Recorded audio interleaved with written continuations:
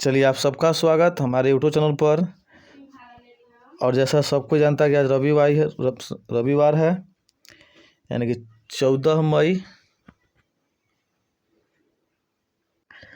चलिए तो happy mother's day सभी माँ को। कहता है उससे रहते जीवन में कोई गम नहीं होता, दुनिया साथ दे ना दे पर माँ का प्यार कभी कम नहीं होता। तो सभी माताओं को मदर्स डे की हार्दिक शुभकामनाएं का बेटा। तो चलिए अब आगे हमने चलते हैं। तो आज जो हमने है ये तो थी था। अब आते हैं पार्ट नंबर 4 है यानी कि साइंस जो हम लोग पढ़ रहे हैं। तो साइंस में एक केमिस्ट्री हो गया, बायोलॉजी हो गया, तो फिजिक्स नहीं होता फिर ना इंसाफी न हो। तो फिजिक्स लेके आए हैं आज।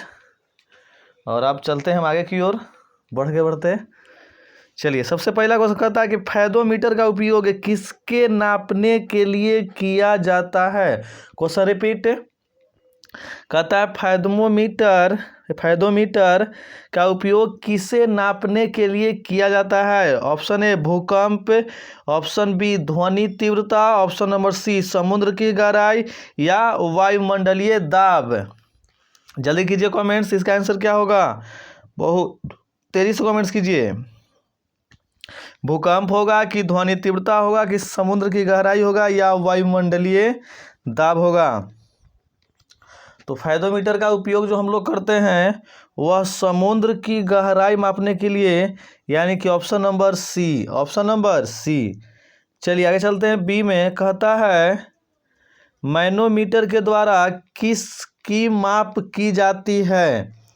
तो वायु दाब, गैसों का दाब, सतह का तेल दबाव या द्रवों का घनत्व। तो इसका जो आंसर हो जाएगा वो ऑप्शन नंबर आपका बी हो जाएगा। क्या हो जाएगा? बी हो जाएगा, गैसों का दाब। चलिए आगे। तारे पर अपनी ऊर्जा किस प्रकार प्राप्त करते हैं। तारे पर अपनी ऊर्जा किस प्रकार प्राप्त करते हैं। ठीक है, तो ऑप्शन ए नाभिकीय संयोजन के फलस्वरूप, ऑप्शन बी नाभिकीय विखंडन से, ऑप्शन नंबर सी रासायनिक अभिक्रिया से, ऑप्शन नंबर डी गुरुत्वाकर्षण खिंचाव से। तो तारे अपनी ऊर्जा जो प्राप्त करते हैं वो नाभिकीय संयोजन के फलस्वरूप, यानी कि ऑप्शन नंबर ए। चलिए आगे चलते हैं। ऑप्शन नंबर बी में कहता है किसी चुंबक की आकर्षण शक्ति सबसे कम कहाँ होती है। यानी कोई चुंबक जो है उसकी आकर्षण शक्ति सबसे कम कहाँ होती है। तो दोनों किनारों पर, मध्य पर, चुंबकीय अक्ष पर या सभी जगह समान होती है। तो जो कम होता है वो आपका कहाँ होता है, तो मध्य पर। ठीक है, यानी कि ऑप्शन नंबर बी। चलिए आगे। कहता है निम्न में से किलोवाट घंटा किसकी इकाई है। यानी किलोवाट घंटा किसकी इकाई है। तो ऑप्शन नंबर ए विभवांतर, ऑप्शन नंबर बी विद्युत ऊर्जा, ऑप्शन नंबर सी विद्युत विभव या विद्युत शक्ति। तो किलोवाट जो आपका SI मात्रक है वो विद्युत ऊर्जा का होगा, यानी कि ऑप्शन नंबर बी। चलिए आगे। कहता है अवतल लेंस में हमेशा किस प्रकार का प्रतिबिंब बनता है। अवतल लेंस में हमेशा किस प्रकार का प्रतिबिंब बनता है।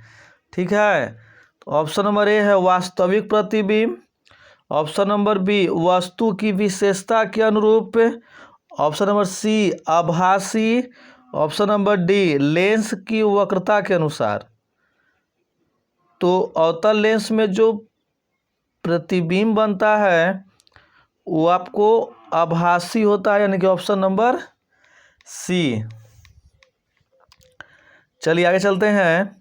कहता है किसी तारे के रंग से पता चलता है उसके, किसी तारे के रंग से पता चलता है उसके, है ना। ऑप्शन देखिए भार का, आकार का, दूरी का या ताप का। तो उसको जो पता चलता है हमने के वो ताप का चलता है। क्या चलता है? ताप का, यानी कि ऑप्शन नंबर डी। चलिए आगे। कहता है किसी प्रिज्म में प्रकाश के विभिन्न रंगों का विभाजन क्या कहलाता है? किसी प्रिज्म में प्रकाश के विभिन्न रंगों का विभाजन क्या कहलाता है? प्रकाश का अपवर्तन, प्रकाश का परावर्तन, प्रकाश का वर्ण विक्षेपण या डी प्रकाश का विवर्तन। जल्दी ऑप्शन बताइए। तो हो जाएगा प्रकाश का वर्ण विक्षेपण, प्रकाश का वर्ण विक्षेपण। समझ रहे हैं ना? चलिए आगे चलते हैं।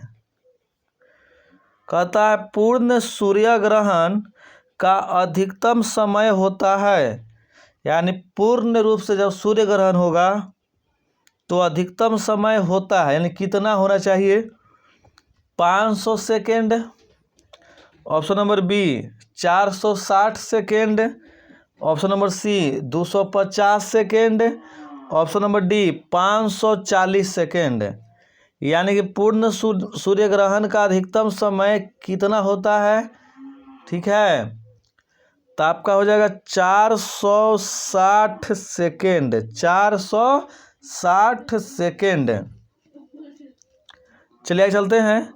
कहता है अगला क्वेश्चन, जब किसी स्थान पर दो लाउड स्पीकर साथ साथ बजते हैं, यहाँ साथ हो गया, यहाँ साथ होगा, है ना, यानी कि यहाँ जो त है वो थ हो जाएगा, यानी कि साथ साथ बजते हैं तो किसी विशेष स्थान पर बैठे व्यक्ति को इनकी ध्वनि नहीं सुनाई देती है, किस कारण से? यानी कि जब किसी स्थान पर दो लाउड स्पीकर बज रहा है तो किसी विशेष स्थान पर बैठे व्यक्ति को इनकी ध्वनि नहीं सुनाई देती है, इसका कारण क्या है? ठीक है, तो ऑप्शन नंबर ए कहता है कि अनुनाद, ऑप्शन नंबर बी अपवर्तन, ऑप्शन नंबर सी व्यतिकरण या परावर्तन। तो इसका जो आंसर हो जाएगा आपको व्यतिकरण, यानी कि ऑप्शन नंबर सी। चलिए कहता है आपको अगला क्वेश्चन कि ट्रांजिस्टर के सभी चरण में किस वस्तु का प्रयोग करते हैं, है ना?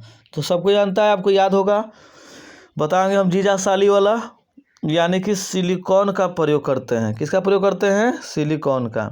चलिए कहता है भारत में स्थापित पहला परमाणु संयंत्र कौन सा है ना? यानी कि कैग है, तारापुर, नरोरा या कोटा। तो इसका आंसर हो जाएगा आपका, तो पहला है तो जाहिर सी बात है कि कौन हो जाएगा आपका, तो तारापुर हो जाएगा। क्या हो जाएगा?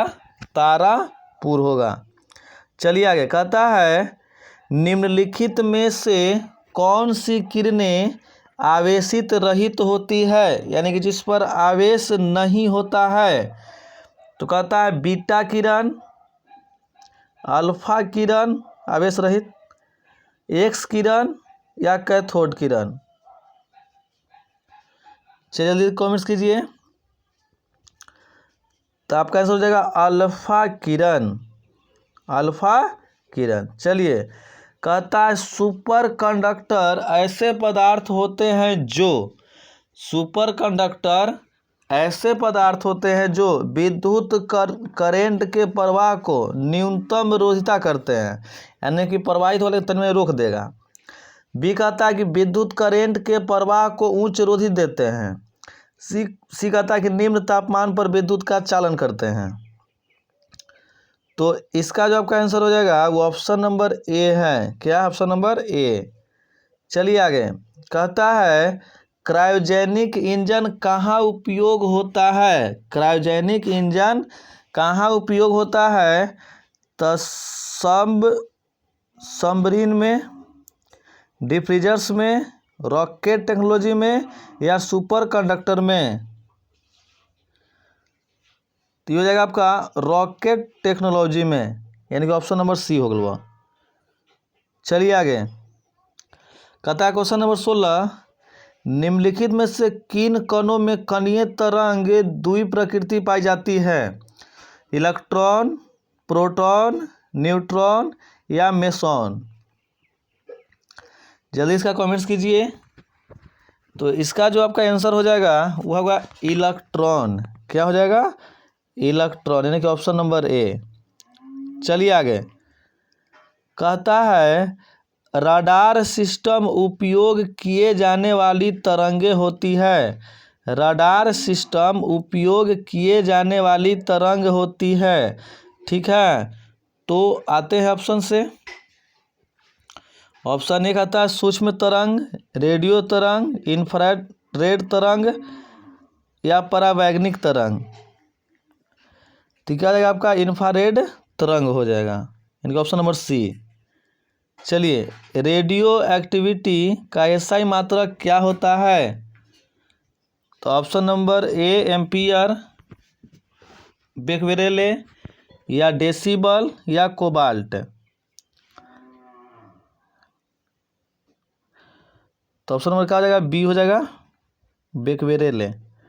चलिए, वह त्वरण जो पृथ्वी के नज़दीकी मौजूद वस्तुओं पर लगती है क्या कहलाती है? कि वह त्वरण जो पृथ्वी से क्या लगे, नज़दीक लगे, वो वस्तु पर क्या कहलाएगी? ऑप्शन नंबर ए बल,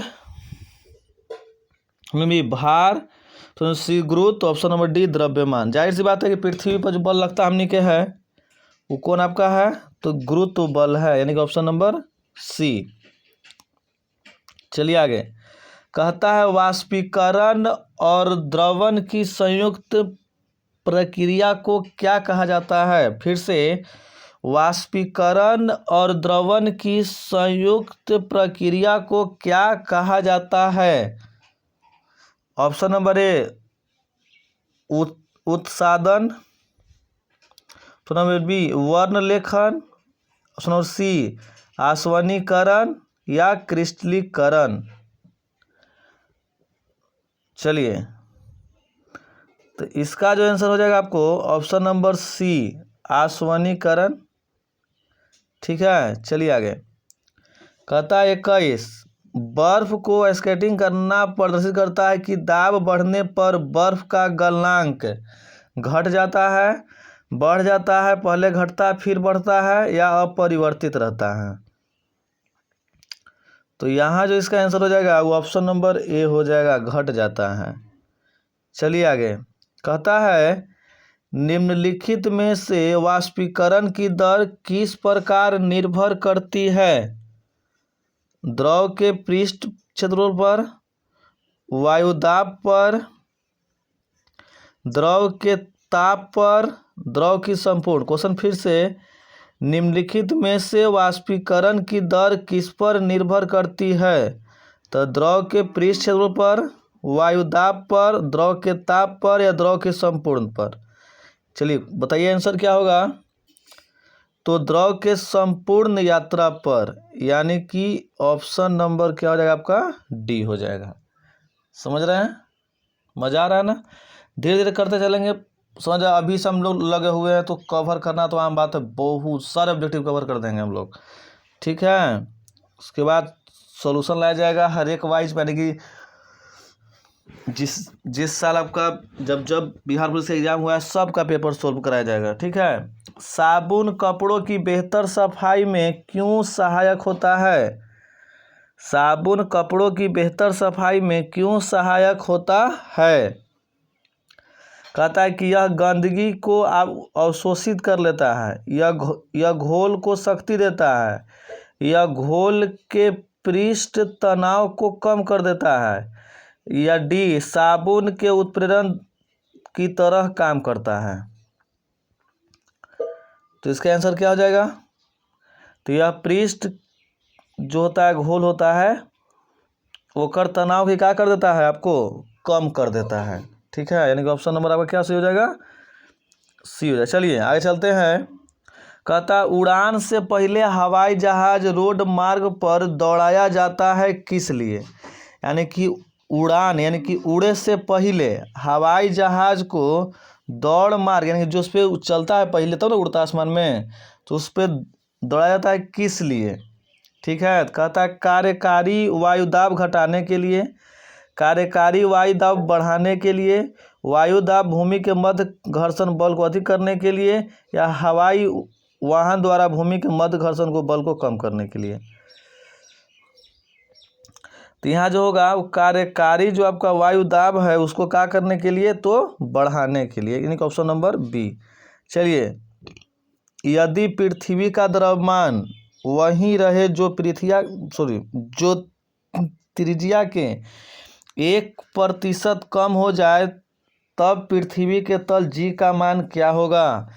2% बढ़ जाएगा, 2% घट जाएगा, 0.50% यानी 50% का बढ़ जाएगा घट जाएगा। इसका जो आंसर हो जाएगा आपको 25 का, वो ऑप्शन नंबर क्या हो जाएगा ए, यानी कि यदि पृथ्वी का द्रव्यमान वही रहे और जो आपका रेडियस है वो 1 से कम हो जाए तब पृथ्वी के तल में जी का मान क्या होगा, तो 2% बढ़ जाएगा। समझ गए। तो साइंस का क्लास, फिर आपको 10 बजे से हिंदी का क्लास है, पता है ये है रूटीन। तो आज के लिए इतना ही, आपसे मिलेंगे जल्द अब नेक्स्ट पार्ट की ओर। तो आज के लिए इतना ही, मिलते हैं आपसे नेक्स्ट वीडियो में, तब तक के लिए जय हिंद। याद रखिएगा चैनल सब्सक्राइब कीजिएगा, शेयर जरूर कीजिएगा, है ना, तब ना मज़ा है। चलिए जय हिंद।